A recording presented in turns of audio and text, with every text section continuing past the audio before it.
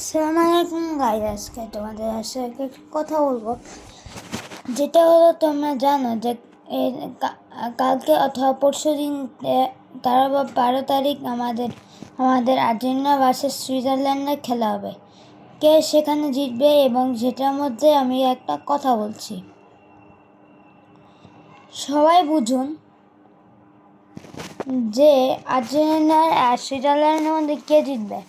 আসলে সুইজারল্যান্ডের বেশি পার হবে, কিন্তু আর্জেন্টিনা লাস্টেই জিতবে। লাস্টে এরকম মিশরের সাথে এরকম যা হয়েছিল সেরকমই মনে হতে পারে, কিন্তু আর্জেন্টিনা কিন্তু তার পাওয়ার চেয়েও কিন্তু ওই মিশর যেভাবে খেলছে আর্জেন্টিনার সাথে সেরকম মতন খেলা হবে।